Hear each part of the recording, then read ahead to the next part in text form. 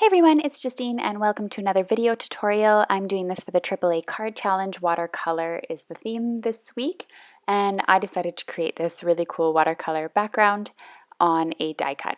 So I'm starting off with some watercolor paper, and originally I had planned on doing a watercolor card with an entire background filled with watercolor.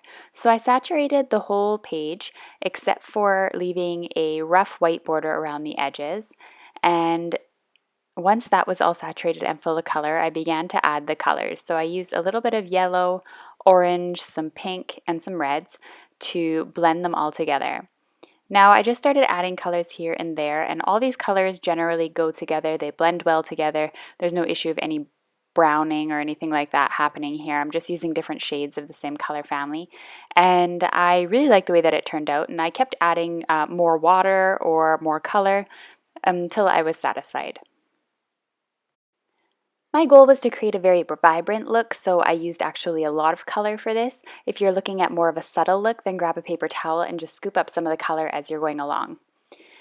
I then went in with my heat gun and I began to dry the colors as much as I could, but obviously it started pooling up around the sides because my card was really wet at this point. So I just dried that off with a paper towel and then let the rest of the card air dry.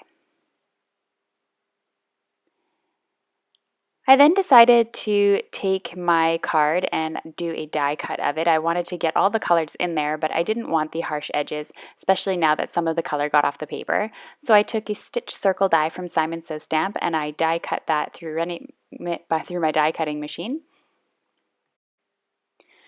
I just wanted to make sure I got all the colors in there at the same time, so I got that sort of middle point of where all the colors meet up. After I ran that through my machine, I had my background all ready, as you can see, and I decided to stamp using my MISTI. I'm using this Happy Mail stamp from Mama Elephant that I've used in a previous card before that, which I'll link to in the corner. I'm going to ink it up using Versamark ink, but I didn't want the sentiment to actually run off of the circle. I wanted it to fit nicely inside, so I masked off an area so it made the stamp the same size as the circle. I inked it up using Versamark ink and stamped it onto my page. I needed to stamp it more than once though on here because it was really important for me to get a crisp image, and because I'm using watercolor paper with a texture on it, it didn't stamp the greatest the first time, but it was okay. So I re-put my masking tape on there, inked it up again, took off the masking tape, and stamped. Now I was pretty satisfied with my die cut, so I needed to then make my card base and attach everything to my card that I wanted to. So this measures 11 by 4¼ inches and it's folded at 5½ inches to make a top folding card. And I just reinforced that with my bone folder.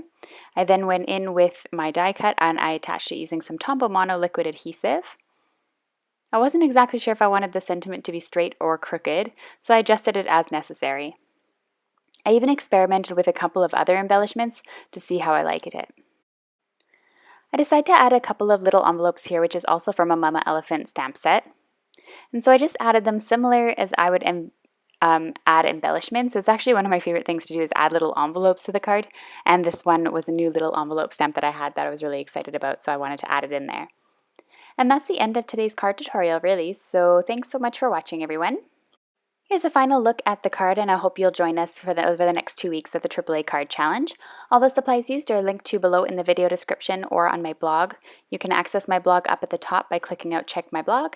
You can access 2 other videos, one using the MISTI and one featuring a stenciling technique, or you can access and subscribe to my YouTube channel by clicking on the subscribe button.